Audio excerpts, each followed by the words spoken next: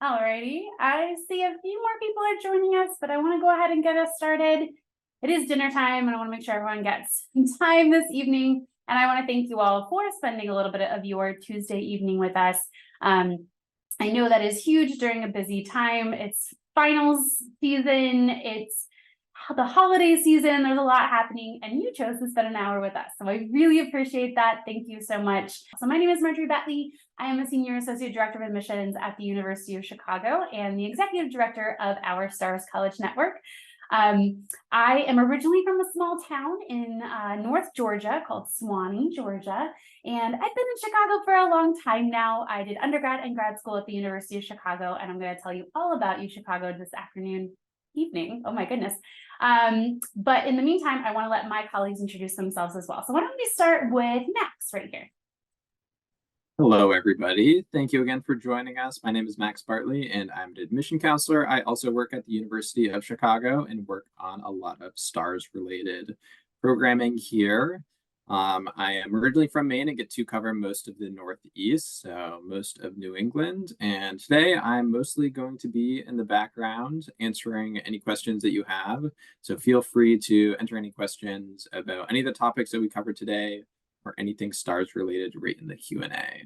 And I will pass things off to Marty over at Yale. Thanks, Max. Hi, everyone. My name is Marty. I am the Director of Recruitment at Yale in the Office of Undergraduate Admissions. I use he or any pronouns, and I am the Regional Officer for Arizona, New Mexico, Oklahoma, Tennessee, Upstate New York, and Staten Island, New York City. I'm part of our rural outreach team here in the office, and I am originally from Washington State, and I went to Yale myself as a Questbridge Scholar. So if you have any questions about my own experience, I'm happy to answer those today as well. And I will pass it to my colleague, Samantha. Thanks, Marty. Hello, everyone. I'll keep my introduction short.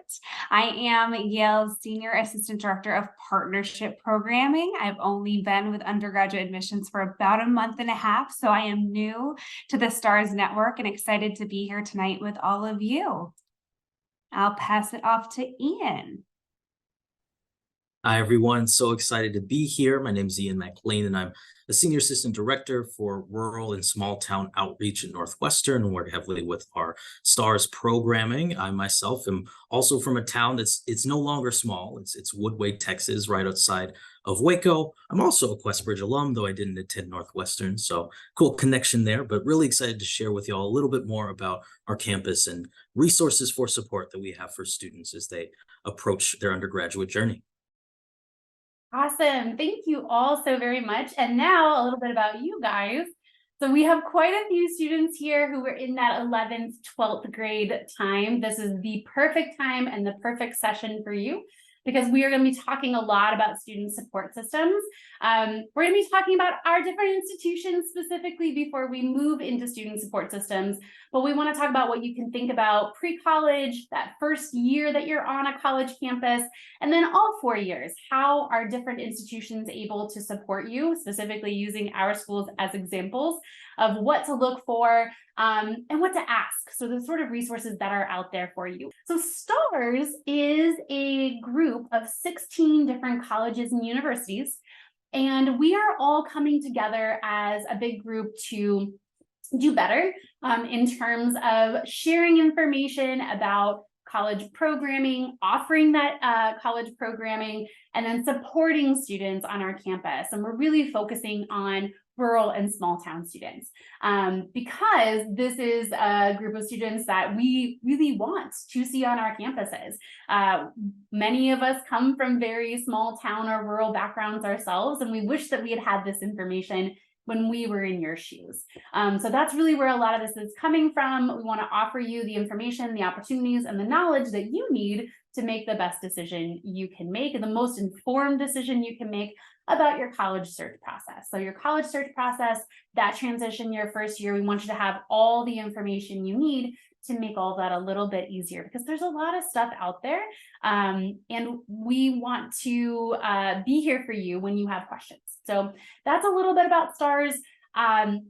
I am excited to say this is the last session of the year, but we are going to be coming back in 2024 with not only the monthly sessions that we've been hosting throughout the year, but also hopefully a Discord platform that gives you an opportunity to really interact with us more than just once a month. So if you are looking for that hands-on interaction, that back and forth, it's gonna be a great place to do it. You'll get to meet other STAR students as well. So it'll be a really good way to build that community. No matter where you are in this college search process, if you're a freshman or if you're a senior, it does not matter.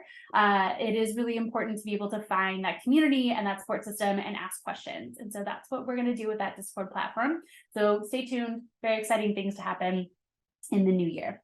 I want to invite all of my other colleagues back on the screen, and we're gonna take each of these sorts of questions and topics together. So we're going to give you the overview of how each of our schools do these different things in terms of support systems. If you have any additional questions, though, highly recommend put it in the Q&A.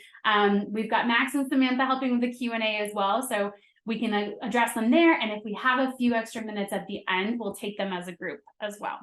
But to start things off, and I think this is really, really important because this is a lot of one of the first things that students start thinking about when they start looking at college, and it's a really important question. It's a question that you have to ask your family is, how do we pay for this?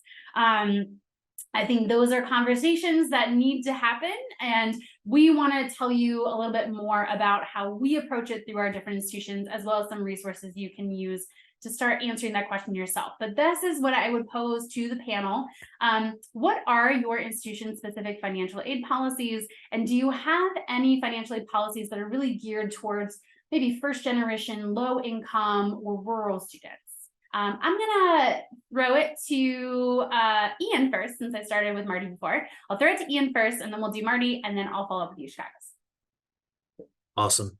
All right. So happy to talk a little bit more about our financial aid policies. You'll find, folks, that many of these are going to sound similar between all of us. And so I will do the first work of like defining terms, and then we'll be able to walk through. So first, within our actual admissions process, we've already talked about institutions being need blind. Ultimately, what that means is when we are looking at your application, the amount of financial need you may have or financial aid that may be required to support you cannot disadvantage you within our application process. So that's just to explain exactly what that means. We are one of those institutions. In addition to that, we already mentioned, meet 100% of students' demonstrated need with no loans within your initial financial aid package. Now, when actually getting into the financial aid package, when a student has been admitted to Northwestern, depending on a student's amount of need, there are some great other ways that we're able to put forth support for our students. One way is with startup grants. This is something that was already mentioned in the Yale slide, but for students who have the highest amount of need, Northwestern gives disbursements of startup grants that can allow you to purchase some things you'll need for college. So that can be anything. It's really up to you. We send you a check and you don't have to report on what you're spending it on, but that can be laptops, that can be travel to the university initially so that your family can come with you and see campus and experience that transition. That can be clothing, preparing for the cold Chicago winter. Know that there is also coat drives later in the year. But that's one instance of the help we're able to provide. Another thing worth mentioning is student health insurance for those who have highest need. Aid will increase for those students who are in need of health insurance. So those are two examples. There's much more than that, but I think that's a good brief introduction to financial aid policies, but also how that works through support all the way through your 4 years at Northwestern. Off to Marty then. Awesome, thanks, Ian. Honestly, we have a lot of similar kind of financial aid policies and support similar to Northwestern, and I'm sure they're going to be similar for you, Chicago, as well. So we also are need blind, and we meet 100% of demonstrated financial need for all families, regardless of citizenship, background, immigration status, or anything of that sort. So we kind of have this promise to make sure that Yale is incredibly affordable for all students, and that not only helps helps awesome students coming from all different kinds of backgrounds attend campus, but also helps preserve all of these awesome perspectives on our campus and making sure that Yale is the community that it is. So we want to make sure that we are keeping campus affordable. Again, that not only extends with kind of getting your financial aid in the first place, but then similarly through support, similarly to what Ian has been talking about. So we also have startup grants for students who can get those right when they're coming to college and get set up for college for the first time. And then something that we also have for all of our students throughout the school year is a safety net grant. So that's funding so that if some emergency comes up and you need to go home all of a sudden or something like that, obviously, right, coming from a rural area, it's gonna maybe be expensive to try and get all the way home at last minute. So we want to make sure that students are able to have emergency funding for anything that comes up and things like that. So that's definitely one that I'm thinking about a lot. And then also throughout the kind of school year or summer, any kind of abroad program, any kind of internship or things like that, if it's an unpaid internship at a nonprofit or something of that sort, we have all kinds of different summer fellowships and funding and all kinds of free money to make sure that you are getting to fund any of those experiences as well that are kind of important to your college experience and professional growth and things like that. So off to you, Margie. Perfect. Yeah. So again, you're going to see a lot of things in common. I think it is important, though, that you understand that these schools are really designed to be affordable for students. And so you're going to see things like policies where we guarantee to meet 100% of demonstrated need, where we're need blind, where we're loan free or very low loan for some schools. Those are really important policies when you're thinking about affordability for college. A few things that I will add, merit scholarships. So we talk a lot about financial aid, and many times our institutions are talking about that need-based financial aid. Based off your FAFSA, your W-2s, your tax returns, possibly the CSS profile, depending on the school that you are applying to, that might be something that might be required. So those are your different financial aid documents. Then you have this other bucket of money that's merit scholarships. You may widely know them as like those athletic scholarships that you see many top athletes getting, but those are honestly pretty rare. You're going to see more often scholarships based on your academic profile or scholarships based off even music or anything that you've done. You could receive some sort of merit scholarship for. So there are very specific merit scholarships from different organizations as well as from institutions themselves. One example that we have at the University of Chicago is called the First Phoenix Scholar. So if you are the first in your family to attend college, you automatically qualify for this $20,000 scholarship. It's $20,000 over 4 years, and there's nothing you have to do. It's just part of your application that we see that you're the first in your family to attend college, and you automatically receive it. So that's very low lift, very easy to receive the free money there. Whereas other different kinds of scholarships maybe that are offered by organizations, let's say the Coca-Cola Foundation, the Rotary Club, Boy Scouts, Girl Scouts, anything like that. ROTC is another good example. All of those do usually have application that you have to fill out, and then you have to be selected for that scholarship. Highly encourage you to look into all of your options there. When it comes to need-based aid, that is automatic. It's based off of your family's financial situation. Or merit scholarships, you might have to fill out an extra application, but you can also earn extra money. There have been instances of students who have earned so much between need-based aid and merit scholarships that they are actually getting paid to attend college. That is the ideal. That is the way to do it. I do encourage you all. I have two pictures here that are really important. Both of them are very helpful for students and families if you want to start estimating how much you are going to pay to go to college. There are a couple tools out there that are really important. The first one is called My Intuition. It is a net price calculator that is very simple, very easy to use. You can fill it out in like maybe 5 minutes. It takes no time at all. And it's going to give you a really good idea based on some basic information, what you can expect to pay out of pocket, depending on each of those institutions' different financial aid policies. So it has a bunch of different schools on there. You can compare, you can plug things in, and it'll give you a range of what you can expect to pay out of pocket based off their need-based financial aid policies. Then you also have things like the FAFSA, the Federal Student Aid Estimator is another way that you can kind of get a good idea of what the federal government thinks that you can afford. Keep in mind that is something that is one part of the financial aid application for most private institutions. They can also offer additional funding. So it's not just what it says on the FAFSA. Many times students are receiving more money than what it says on the FAFSA.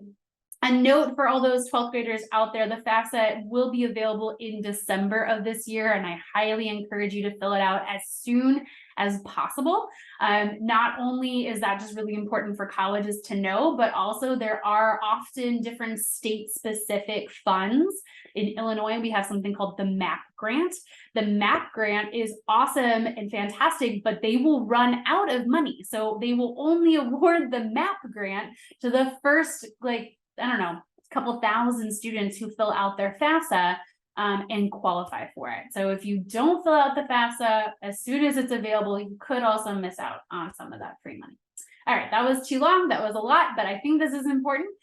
We are going to move on to our next piece, which is something that really, for all of you students, those 11th, 10th, 9th graders on the call, this is a great way you can start learning about different institutions earlier through our pre-college support programs. So I am going to turn it back over to Marty. We'll start with you this time to talk a little bit about the different kinds of pre-college support systems that might exist for students. Yeah, so I would say overarching, there are probably kind of two different kinds of kind of pre-college programs that you're going to be looking into. A lot of different colleges are going to offer some kind of summer program that lets students who are still in high school kind of experience their college, get to know their college, get access to resources, maybe take a class or things like that. And then there are also lots of different programs that happen right before you start college, once you're admitted to that college, that might be known as a bridge program. So for example, at Yale, we have a variety of different programs. For example, for students who are still in high school and want to visit campus, we have the Yale Young Global Scholars Program that students can apply to from all over. And we have special spots reserved for rural students as well to support them in getting to know our campus, get to take classes and experience life in New Haven. And then for students who are admitted to Yale, and really need a bit more help with that transition. Maybe they're coming from a first generation background or they're a low income student who has not really ever had much exposure to a college campus or experience. They get to also come to our campus for first year scholars at Yale. It's a summer program where they can take their first Yale college credit in an English class, get to stay on campus and get to form a community with students from similar backgrounds. And for the students who participate in this, it is an awesome kind of program that helps them really get kind of that head start on getting to know Yale's campus, already come into Yale having some friends and a familiarity with campus, getting to know where buildings are and things like that. So definitely these are kinds of two examples. A lot of colleges will also have virtual programs as well. So Yale also has one of these. We have the Onexus program, which is a mouthful of an acronym, but basically it is a math program that allows students who maybe need to just refresh themselves in some math skills before they start college level math. They get to do virtual programming all through the summer, have a casual math class while also getting to form friends even in a virtual space. So definitely a lot of different colleges that you're applying to, and then also hopefully once you're admitted to different colleges, these are things to be thinking about as you're making those decisions, right? How am I going to get to know that college? Are they going to support me in that transition? Is it somewhere that maybe I've already visited or already done a program? And making sure that you keep track of all these different programs, deadlines, and things is going to be really important especially for those of you who have maybe a couple more years ahead. If there are schools that offer an awesome summer program you want to partake in, then definitely start looking into those now. Maybe applications are going to start opening soon. But yeah, I'll throw it back to you, Margie or Ian, to kind of add on to that or talk about some of your own programs as well. Absolutely jump on that because the timing cannot be more perfect. Our summer application goes live tomorrow, I believe. So like, honestly, it could not be better. One of the best things about STARS, though, is that we are going to have all of these different programs. When applications open up, they're all going to be listed on our website, right? So you have one place you can find all 16 member schools. If they are hosting a fly-in, a summer program, anything like that, it's going to be listed on the STARS website. Two to keep an eye out for, I would say, because our application does go live tomorrow. We have 2 summer programs that we host every year. One is specifically designed for students who are currently high school freshmen. I saw a few of you fill out that poll, so I know you're here. It is 1 week on our campus, the summer between freshman and sophomore year of high school, usually in July. So I believe it's like the last week of July this year. You come, you stay in the dorms, you eat in the dining halls, you get to take some model classes, you get to explore the city of Chicago with 60 of your new best friends. It's just a really great way to get that taste of college and get to know some really wonderful people at the same time. The second one is our Emerging Rural Leaders 2 program. This is for students who are currently juniors, and it happens that summer between junior and senior year of high school. That is 1 week on campus where you take some full U Chicago classes. Again, you live in the dorms, you in the dining halls, you explore downtown, you figure out what your favorite deep dish pizza is. It's just another way to really get to know what life on a college campus is like. But we also do a lot of college application workshops. So that is a really important part of that. We walk you through the entire Common Application. We give you an essay writing workshop where we can brainstorm different essays that you might want to write for your college application. It's really just a great way to kind of get that sort of insight and guidance, as well as the experience of what college might be like. That also is a really good transition for students who do end up applying or attending the University of Chicago. You already have time on campus under your belt. You've already kind of had an opportunity to learn how to navigate and get around. And you might feel a little more comfortable around campus because you've already had 1 summer here. So that's a really great way that these sorts of programs, whether it's a fly-in program, which we'll have tons of fly-in programs on the STARS website this year, whether it's a fly-in program or a summer program, or even an open house, getting to know the different college campuses is important. That is one reason STARS funds a lot of these different fly-ins and drive-ins and open houses, is also because, like Marty mentioned, it can be expensive to visit different college campuses. It can be expensive to travel from a rural or small town area. So we cover a lot of the travel costs for students so that you get the opportunity to come visit our campuses as well. Ian, do you have anything you want to add for this one? Very, very briefly, as we're talking about fly-ins, just an exciting leak from Northwestern programming is that we are in the midst of planning a summer fly-in program for students as well. This is going to focus more on those students who are thinking about entrepreneurship, innovation, those students who are within their junior year, so about to hop on to senior year and are thinking about resources for undergraduate students, for those students who are more business oriented or want to create or innovate in certain spaces. So more will come on that in a couple of months. But if you're looking at colleges that you're interested in and want to be able to visit, you can reach out and check and see, do they have a fly-in? Maybe it's harder to find on their website, or do they have opportunities to make it easier for students to come visit them? Because being on campus, seeing that campus helps you so much more in connecting with, is this a place where I'd actually be able to thrive and enjoy my time here as a student? We have a nice shout out for Yale Young Global Scholars in the Q&A right now, saying that it was a great experience. That is awesome. I love that. And we had another question that I want to address real quick because I think it's really important. Someone asked, how much do these cost? These are free. These programs are absolutely free. Like I said, we want this to be accessible for students. We understand that the cost, especially of traveling from a rural or small town area, can be really high. So these programs are fully covered. Like the cost of travel is covered, the program fees are covered, your meals are covered, you have a place to stay. So it's all covered to make it accessible for students. Okay, we only have 2 more slides and we only have 8 more minutes, so I'm gonna try and go quickly here. I think we've talked a lot about some of the options that, those orientation programs, those summer bridge programs to really prepare you for your first year on college. Those are all really important. There are so many transitions that are happening, not just from high school to college, which is the biggest transition in and of itself. High school is an extremely structured environment where you guys know, you basically know what you're doing all day, every day from like 7 a.m. to 7 p.m. It's fairly well scheduled and structured for you. To college, which is basically the opposite of that, right? You take a lot of that structure away, and you are then responsible for building the structure back up and figuring a good schedule for yourself. You will learn a lot about yourself in the process, right? You may think you're ready for that 8 a.m. language class every single day. I can almost guarantee you will regret that decision. So thinking about how to schedule yourself, you get to pick when your classes are, you get to pick what your classes are. There's so much independence that you really get the opportunity to figure out what you like and what you don't like and how to put that all together. Maybe you are that very rare student that an 8 a.m. language class is going to be the best option for you. You go for it. That's great, but you'll learn that about yourself in the process. There are so many support systems designed at all of our institutions to help you figure that out.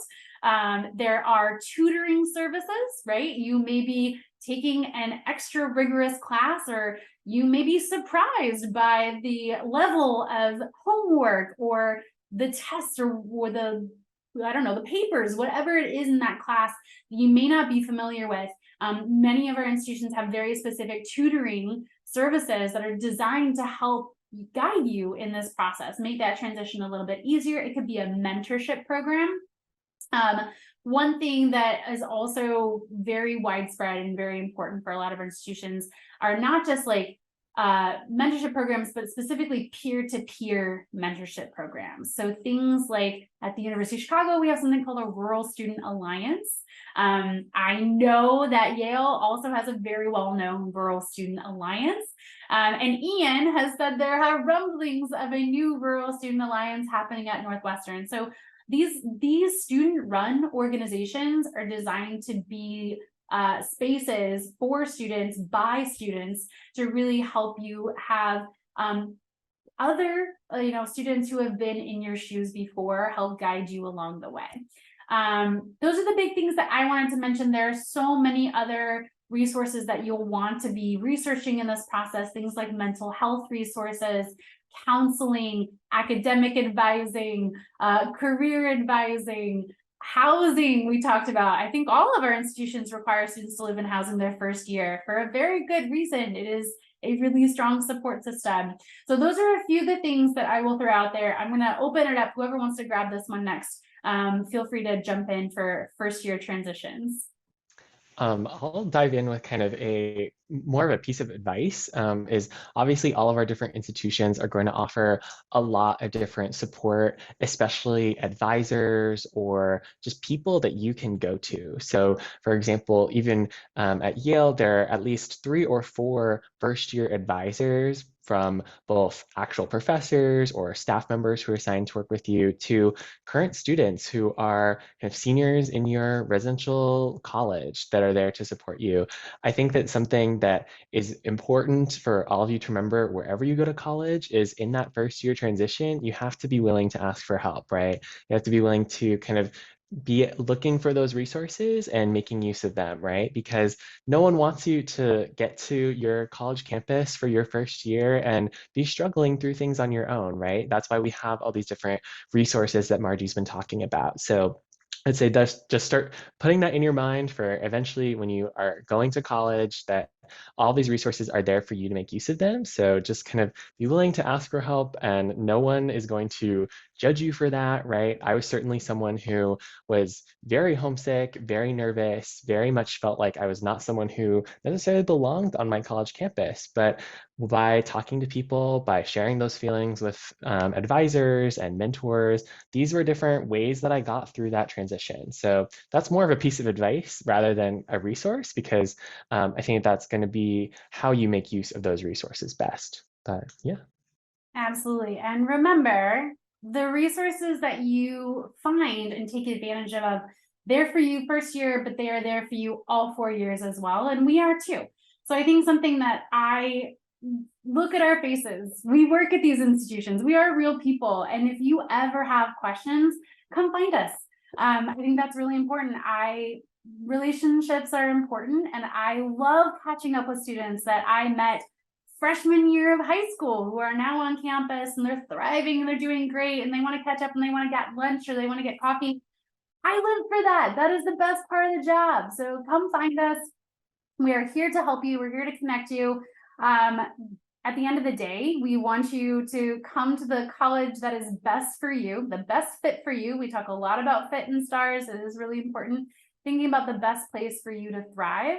And we want you to graduate and go use that degree, go use that education and have an impact on the world. I think that's everyone's goal in life, is to have that positive impact. So yeah, we're pretty much out of time. So I think I'll go ahead and wrap it up there.